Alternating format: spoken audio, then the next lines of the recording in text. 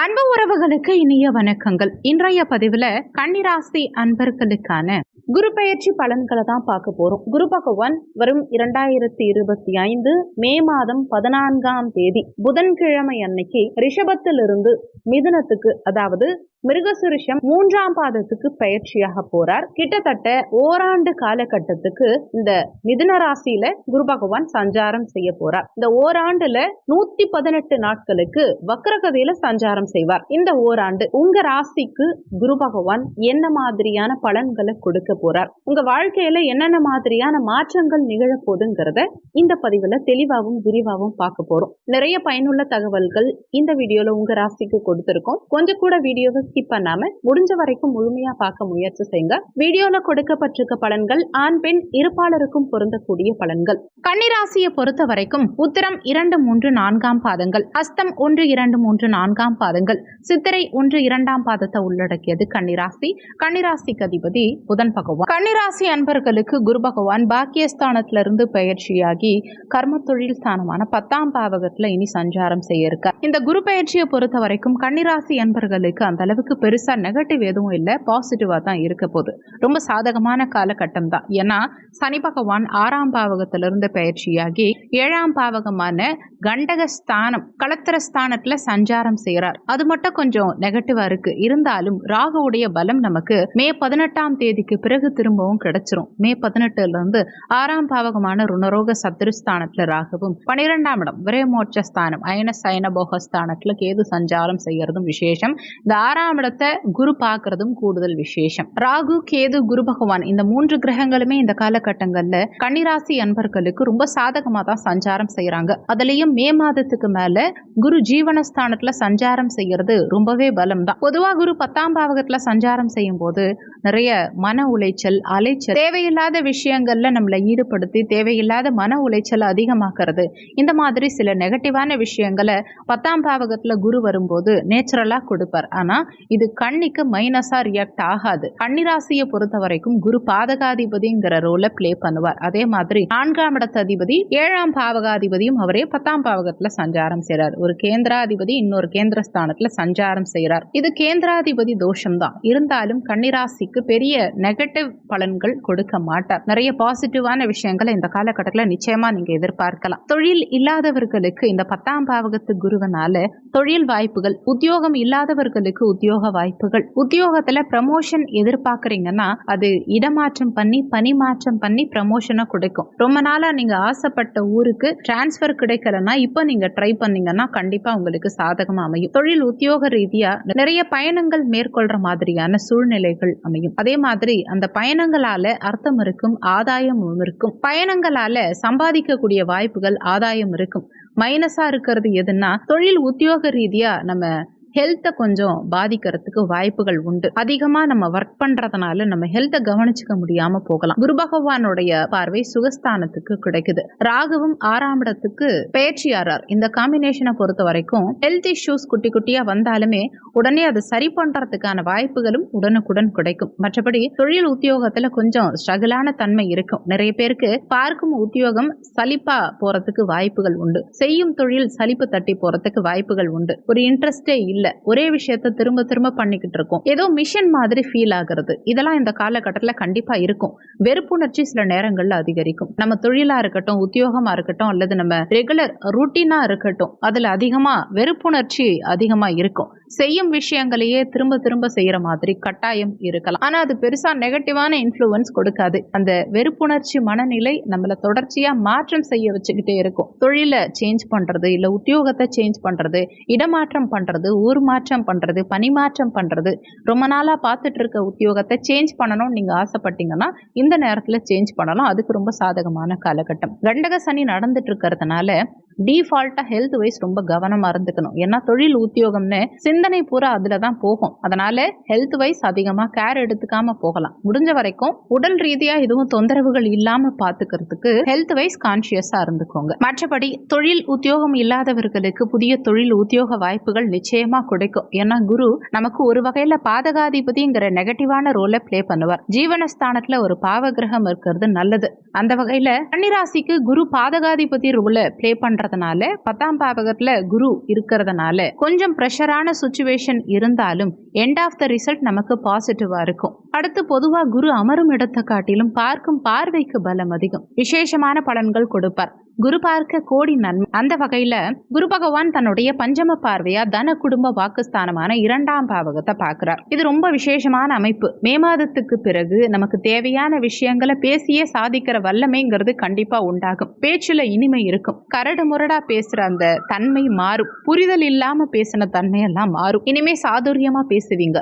எதை பேசுனா எந்த வார்த்தையை வெளியிட்டா நமக்கு காரியம் நடக்கும் அப்படிங்கிற அந்த நுணுக்கமான விஷயங்களை கத்துக்கிட்டு நுணுக்கமான வார்த்தைகளை பேசி நமக்கு தேவையான விஷயங்களை நம்ம அடையறதுக்கான முயற்சிகளை செய்வோம். அடுத்து பொருளாதார வரவு. தனஸ்தானத்தை தனக்காரகனான குரு பார்த்து தனஸ்தானம் பலம் பெறும் காரணத்தினால பொருளாதார ரீதியா நல்ல ஏற்றத்தை நிச்சயம் கொடுப்பார். பொருளாதார ரீதியா ஏதாவது முடக்கம் இருக்கு, பிரச்சனை இருக்கு, கடன் சுமை இருக்கு அப்படின்னா அதெல்லாம் மே மாதத்துக்கு பிறகு நிச்சயமா நிவர்த்தியாகும். அதிகமா இருக்கும் கடன் பிரச்சனைகள் வரைக்கும் இந்த காலகட்டத்தில் டோட்டலா நிவர்த்தியாகும். பொருளாதார வரவு மிக சிறப்பா இருக்கும். இந்த நேரத்துல பல வகையில பொருளாதாரத்தை சம்பாதிக்கிறதுக்கான வாய்ப்புகள் எல்லாம் கிடைக்கும். அடுத்து குடும்ப ரீதியா நிறைய சுபவிரய செலவுகளை செய்வீங்க.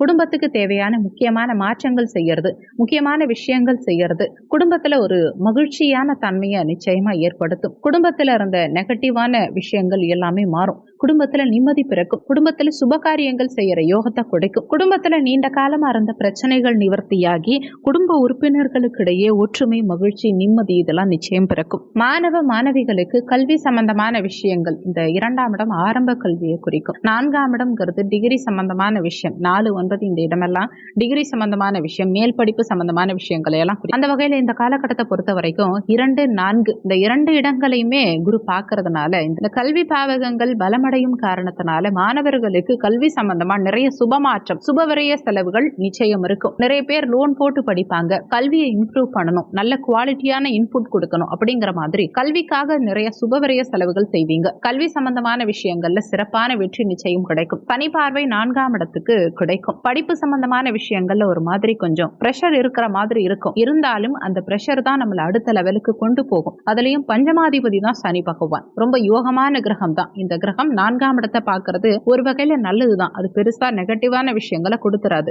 இருந்தாலும் மன உளைச்சலை கொடுக்கும். மாணவர்களுக்கு கல்வி சம்பந்தமான விஷயங்கள்ல கொஞ்சம் பரபரப்பான சூழ்நிலைகளை ஏற்படுத்தும். பரபரப்பா போற மாதிரி இருக்கும். ஷெட்யூல் ரொம்ப டைட்டா போற மாதிரி இருக்கும். சாப்பிடுறதுக்கு கூட டைம் இல்லைங்கிற மாதிரியான ஒரு தன்மையை ஏற்படுத்தும். சில பேருக்கு ஒரு விஷயத்தை தாழ்த்தி, காலம் தாழ்த்தி செய்யக்கூடிய மனப்பக்குவத்தை கொடுக்கும். ஒரு விஷயத்தை தள்ளி போட்டு செய்யறதுக்கான ஒரு மனநிலையை கொடுக்கறதுக்கு வாய்ப்புகள் உண்டு. அதனால அது சம்பந்தமான விஷயங்கள்ல கொஞ்சம் கவனமா இருந்துக்கணும். அப்பப்ப இருக்கிறத மாணவர்கள் அப்பப்ப முடிச்சு வச்சிடணும். ஒரு ப்ராஜெக்ட்னா கூட பொறுமையா பாத்துக்கலாம், இல்ல எக்ஸாம் வரும்போது படிச்சுக்கலாம். அப்படிலாம் யோசிக்காம அப்பப்ப படிச்சு முடிச்சிருங்க. அன்னன்னைக்கு நோட் எழுதி வைக்கிறதா, ரெக்கார்டு எழுதுறதா, ப்ராஜெக்ட் முடிக்கிறதா அன்னன்னைக்கு செஞ்சு முடிச்சிருங்க. மற்றபடி கல்வி சம்பந்தமா பெருசா தடை தாமதங்கள் எதுவும் இருக்காது. கல்வியில சிறப்பு இருக்கும். கல்வியில இருந்த மன வருத்தம், குழப்பம் இது எல்லாமே நிவர்த்தியாகும். கல்வி சார்ந்த வகையில இருந்த தடைகள் விலகும். மாணவர்கள் நிறைய பேர் மேற்படிப்புக்கு செல்வீங்க. ரொம்ப சிறப்பான காலகட்டம் இது. வெளியிடங்களுக்கு போய் படிக்கணும்னு ஆசைப்பட்டீங்கன்னா தாராளமா நீங்க இப்போ ஸ்டெப் எடுக்கலாம். வெளிநாடு போய் படிக்கிறது, வெளியூருக்கு போய் படிக்கிறது, வெளி மாநிலம் சென்று படிக்கிறது இதெல்லாம் சிறப்பு.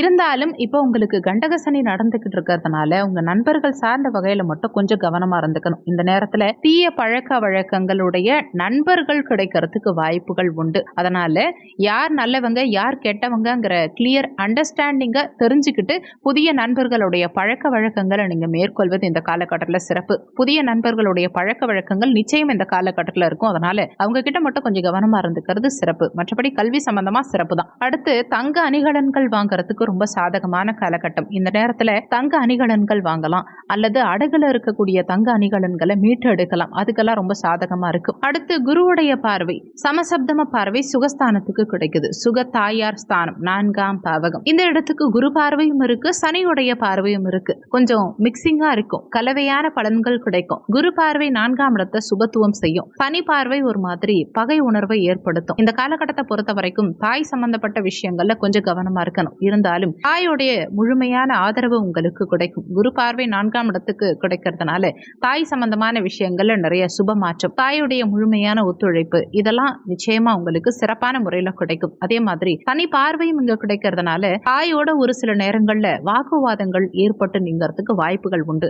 அல்லது தாயோடைய உடல் நலம் சார்ந்த விஷயங்கள்ல கவலை, தாயோட ஒரு மாதிரி சில சில நேரங்கள்ல ஒத்து போகாத ஒரு மனநிலையை கொடுக்கறது. நீங்க சொல்றதுக்கு உங்க தாயார் ஒத்து வர மாட்டாங்க, உங்க தாய் சொல்றதுக்கு நீங்க ஒத்து வர மாட்டீங்க. இந்த மாதிரி இந்த மனநிலையில ஒரு சில மாற்றங்களை ஏற்படுத்துறதுக்கு வாய்ப்புகள் உண்டு.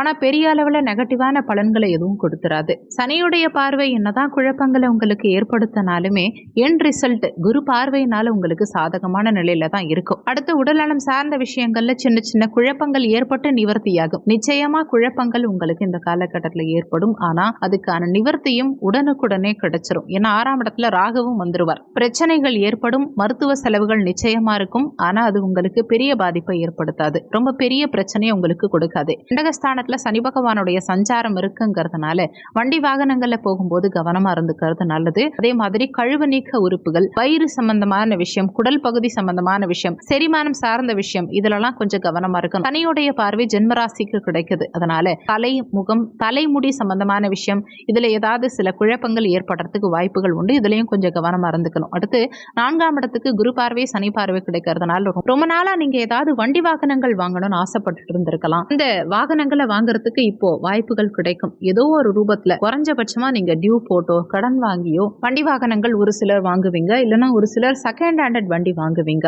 அடுத்து பழைய வண்டியை ஒரு சிலர் புதுப்பிப்பீங்க. வண்டி வாகனம் நீண்ட காலமா ட்ரபிள் கொடுத்துட்டு இருந்திருக்கும், அதை ஏதாவது பழுது பார்க்கணும்னு நினைச்சிட்டு இருந்திருப்பீங்க. அதுக்கான வாய்ப்புகள் கிடைக்காமலே இருந்திருக்கும். ஆனா இப்போ அதை பழுது பார்க்கறதுக்கு உண்டான அமைப்புகள் பிறக்கும். அடுத்து வீடு சம்பந்தமான விஷயங்கள்ல சுபவிரய செலவுகள் செய்யறது, வீட்டுக்காக புதிய பொருட்களை வாங்கி சேர்க்கிறது, ஒரு சிலர் வீட்டை புதுப்பிக்கிறது, வீட்டுக்கு பெயிண்ட் அடிக்கிறது, இந்த மாதிரி ஏதாவது ஒரு விஷயத்துல வீடு சார்ந்த செலவுகள் இருக்கும்.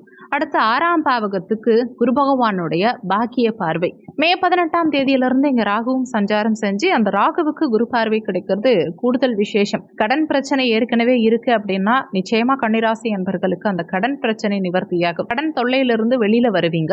அதுக்கு ரொம்ப சாதகமான காலகட்டம். அதுக்கான அத்தனை வாய்ப்புகளும் இந்த காலகட்டத்தில் உங்களுக்கு கிடைக்கும். கடனை தீர்க்கறதுக்கான வாய்ப்புகள் நிறைய கிடைக்கும். அடுத்து உங்க எதிரிகளுடைய அழிவு. 6ஆம் இடத்துக்கு ராகு வந்தாலும் சரி, குரு பார்வை 6ஆம் இடத்துக்கு பதிஞ்சாலும் சரி, உங்களை யாரெல்லாம் எதிர்க்கிறாங்களோ, உங்களுக்கு யாரெல்லாம் எதிரா இருந்தாங்களோ அவங்கெல்லாம் இப்போ உங்ககிட்ட சரண்டர் ஆயிடுவாங்க. ஒண்ணு உங்களை விட்டு ஒதுங்கிடுவாங்க, இல்லைன்னா உங்ககிட்ட வந்து சரண்டர் ஆயிடுவாங்க. ஏதோ ஒரு ரூபத்துல எதிரிகளுடைய தொந்தரவு குறையும். உங்களுக்கு யாரெல்லாம் இடைஞ்சலா இருந்தாங்களோ அவங்களுடைய பிரச்சனைகள் எல்லாம் டோட்டலா விலகிடும். குரு பார்வை 6ஆம் இடத்துக்கு கிடைக்கிறதுனால மறைமுக எதிரிகள் இருக்கிறதுக்கு வாய்ப்புகள் உண்டு. மறைமுக எதிரிகளால ஒரு சில நேரங்கள்ல ஒரு சில மன வருத்தங்கள் ஏற்படலாம். டைரக்டா யாரும் உங்களை எதிர்க்காம உங்க முதுகுக்கு பின்னாடி வேலை பார்க்கறதுக்கு வாய்ப்புகள் உண்டு. அதுல மட்டும் நீங்க கொஞ்சம் கவனமா இருந்துக்கோங்க. சீக்கிரட்டான விஷயங்களை நீங்க யாரை நம்பியும் சொல்லக்கூடாது.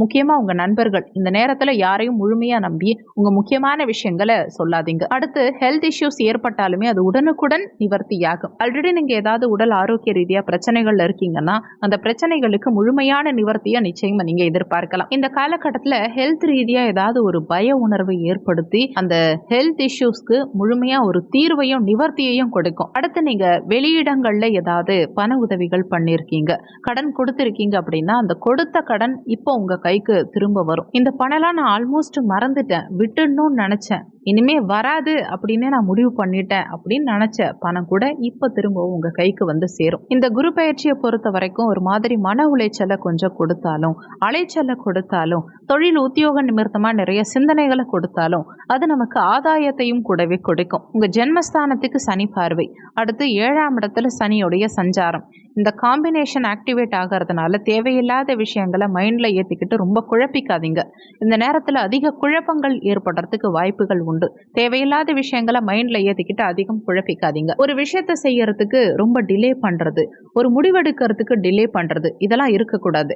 டக்கு டக்குன்னு நீங்க செய்ய வேண்டிய விஷயங்களை அடுத்தடுத்து சேஞ்ச் பண்ணி மாற்றம் பண்ணி போறதுக்கு ரொம்ப சாதகமான காலகட்டம். எதையும் ரொம்ப டிலே பண்ணி பண்ணாம உடனுக்குடன் முடிவெடுக்கிற தன்மையை வளர்த்துக்கிறதுக்கு முயற்சி பண்ணுங்க. அடுத்து 7ல சனி இருக்கிறதுனால வாழ்க்கை துணை சம்பந்தப்பட்ட விஷயங்கள்ல கொஞ்சம் கவனமா இருந்துக்கணும். மே 18க்கு மேல வாழ்க்கை துணையோட ஏற்பட்ட மேஜரான இஷ்யூஸ் எல்லாம் கொஞ்சம் கொஞ்சமா நியூட்ரல் ஆயிடும். இந்த பிரச்சனைகள் எல்லாம் நிவர்த்தியாகி பரஸ்பரம் புரிதல், வாழ்க்கை துணை சம்பந்தப்பட்ட விஷயங்கள்ல இருந்த மன வருத்தங்கள் இது எல்லாம் டோட்டலா குறைந்து பிரிந்தவங்க கூட மே மாதத்துக்கு பிறகு ஒன்று சேர்வதற்கான வாய்ப்புகள் எல்லாம் ஏற்படும். ஆனா சனி 7ஆம் இடத்துல இருக்க வரைக்கும் வாழ்க்கை துணையுடைய உடல் ஆரோக்கியம், அவங்க சம்பந்தப்பட்ட விஷயம், இதெல்லாம் கொஞ்சம் கவனமா நிதானமா இருங்க. அவசரப்பட்டு வார்த்தையை விட்டுறக்கூடாது. அதுல மட்டும் கொஞ்சம் எக்ஸ்ட்ரா அக்கறை எடுத்துக்கிறது நல்லது.